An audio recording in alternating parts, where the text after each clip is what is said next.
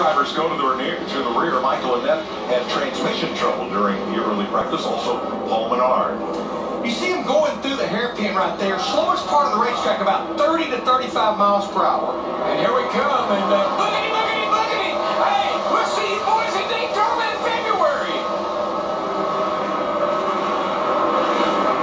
Up the hill to turn 2. Look at the elevation change. Blind rise over the hill, still double wide. They really are. And of course, Allmendinger, he's had a bit of disadvantage with that 41 car Kurt Busch on the outside of him. He had to yield a little bit right there. It doesn't surprise me. Turn 3, up to 3A. The highest point on the course. Another blind rise and exit. Downhill to turn 4. And you can see it gets real crowded right here, and something's got to give. And you can see him right there, all the way across the rumble strips there, using every bit of that asphalt. The beautiful thing about the start of these races, Mike, this is when your car's your best. It's got the new tires on it, it's handling good, it's sticking good. You can go too wide and get away with it early on. Ideally, you'd be single file down through the S's, and the top 15 or so are. Oh, you're going to get single file or else. Looks like a snake coming down through. Oh, yeah. Yeah, it's hard to run through there without getting into somebody. Out of turn 10. Short shoot with the pit entrance, and here's turn 11. Yeah, and you're downshifting all the way into this corner, all the way to first gear. This is so critical. How you get out at turn 11 here really dictates how you run a lap around this joint. Kurt Busch leads the first lap from A.J. Allmendinger and Kyle Larson. Climb the hill with Jeff Gordon to turn 2. This will give you a good idea of the gear selection right there with Jeff Gordon. You see third gear down to second gear.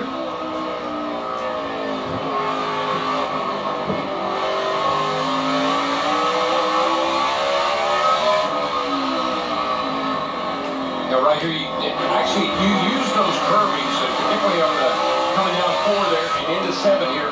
You actually use them to make the car turn. You get the car up on that thing like you see Jeff doing, that loads that left side up, makes that car turn, nail the throttle and go.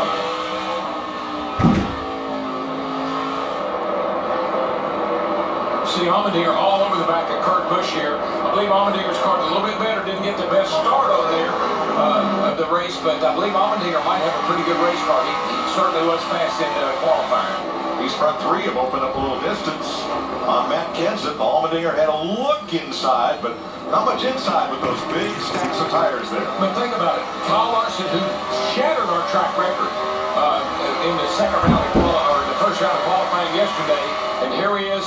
He and Allmendinger are probably the 2 best cars being held off by Kurt Busch right now.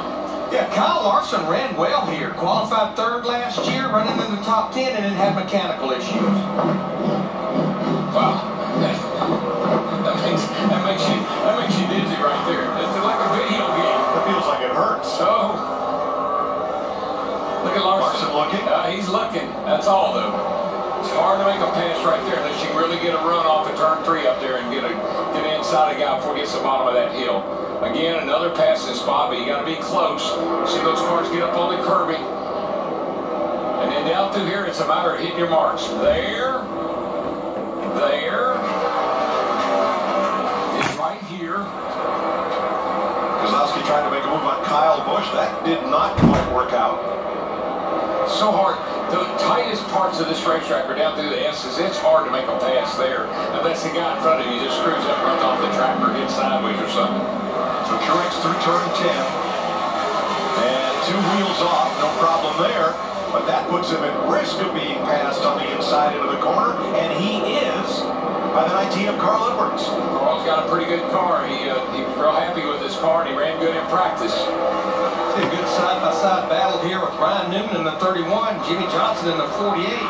That's a battle for 14. Jimmy Johnson in that 48 just not had a lot of speed here this week. Really hadn't, but there's our man, Matt Kenseth, who's running in the 4 spot right now. With Jeff Gordon just kind of what I'd say lurking. He's back there watching these boys and sizing them up. You can get a pretty good idea, Mike, about how good a guy's car is by how much of the racetrack he has to use up. And he's looking there. Jeff Gordon looking under Matt Kenseth. Couldn't make the pass, but he's looking. There's probably nowhere in NASCAR racing, Darrell, that you are part throttling the car more than down through the S's here at Sonoma. I guess it's like what we would call you pedal the car a lot. I mean, you literally are trying to get the power down, and the guys with a good feel, they know when the tires are hooking up, they know when the car's sticking, and they know when they can man it. But that's something you play with all the way down through those S's. Gordon to fourth, takes the inside going into the hairpin, and he's got the spot. Now, there's all kinds of different ways to drive these cars. You know, as far as your footwork goes, a lot of guys do the heel and toe. A lot of guys just don't use the clutch and just use the throttle, loop the throttle. You see Jeff here, Jeff Gordon's feet. You see him on the brake. Working that gas. Coming down the hill.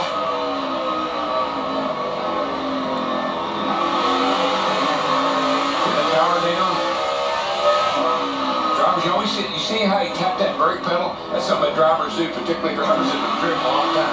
Make sure that brake pedal's there. They know brakes are good. You see he never touched the clutch as he shifts up through the gears. Jimmy Johnson to 13th, passing Brad Keselowski. That was a nice move right there by Johnson. That car was hooked up good right there.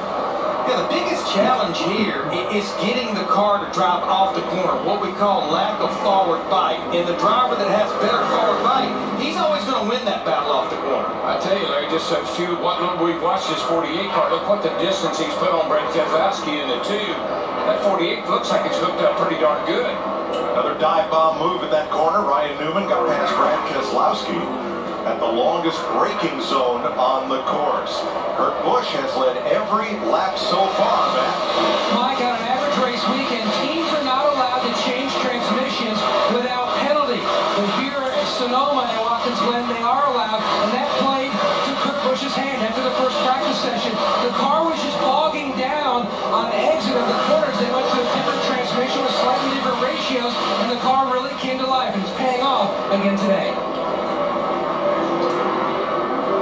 5 of 110 laps complete. Kurt Busch in front of A.J. Allmendinger, Kyle Larson, Jeff Gordon.